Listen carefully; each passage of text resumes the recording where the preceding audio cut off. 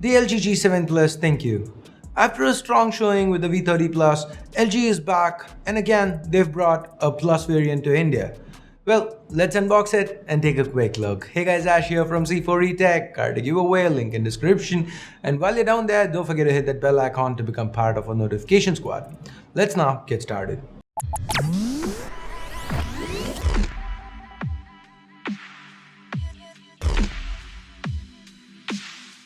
Here's the box the G7 Plus comes in. Opening it up, first we have a microfiber cloth, then there's the G7 Plus itself. Let's take it out of the protective cover, peel the sticker off, turn it on, and set it aside for the moment. We then have a SIM ejector tool, the regular reading material, quick start guide, warranty information, that kind of stuff. Moving on, we have the in-ear earphones which come with an extra set of earbuds. Then there's the USB Type-C cable and a 9V 1.8 amp travel adapter. So back to the G7 Plus, let's start with the placements. There's a power button off to the right, a hybrid slot along with the secondary noise cancelling microphone up top, the volume keys, and another key is present to the left. Now this is a dedicated Google Assistant key, like Samsung with Bixby, but LG with Google.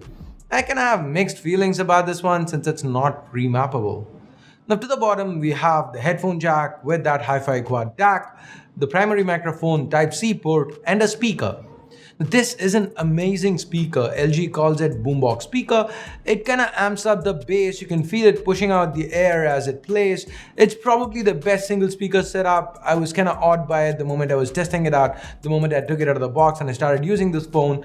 2 would still have been better, but well, up top the earpiece is just crammed into the notch.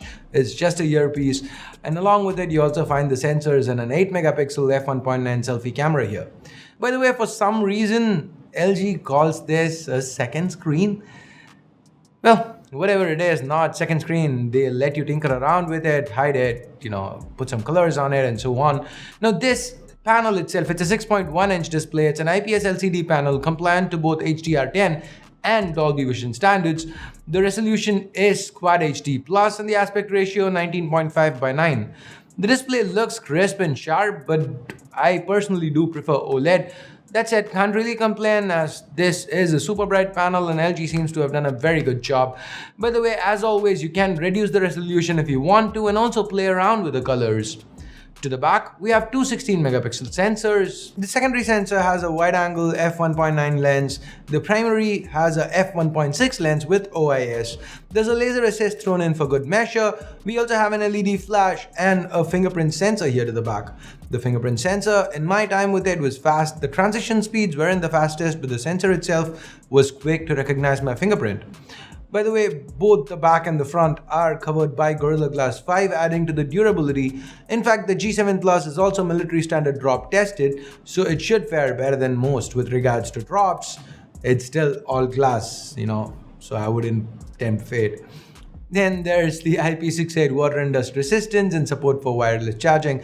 LG's gotten a lot right here. They've checked quite a few boxes. That continues with what's underneath the hood. We have the top-of-the-line Snapdragon 845 running the show. There's 6 gigs of RAM to go along with 128 gigs of onboard storage.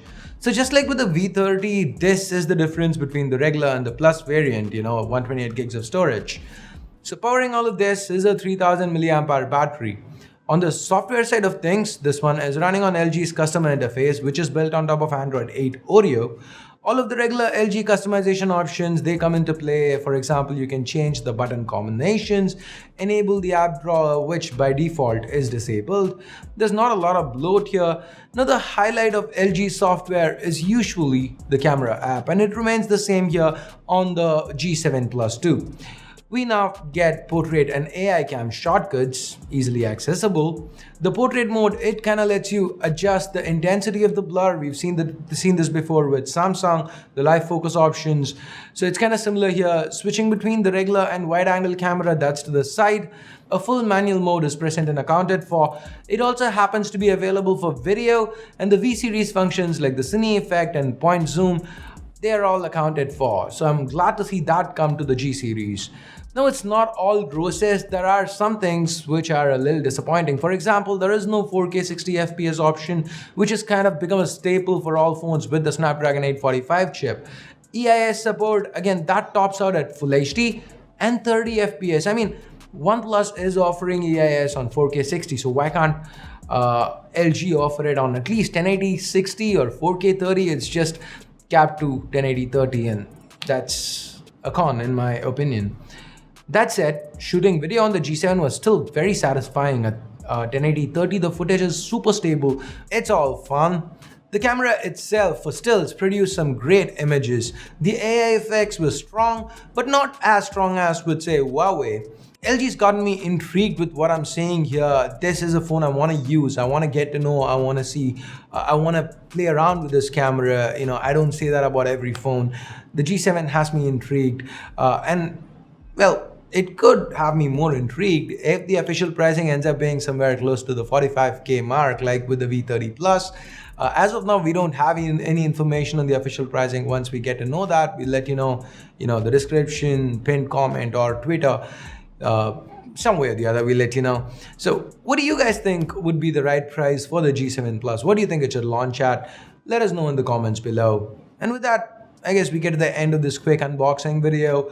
Vote it down if you hated it. Give it a thumbs up if you did like it. If you have something to say, you know where to go. And also hit that subscribe button down below and the bell icon to make sure you don't miss out on any of our content. And now, it's time I bid you adieu. Thanks a lot for watching. Till next time, my name's Ash. You've been watching C4 Retech, and I'm signing off for now. You guys have a great day. Bye-bye.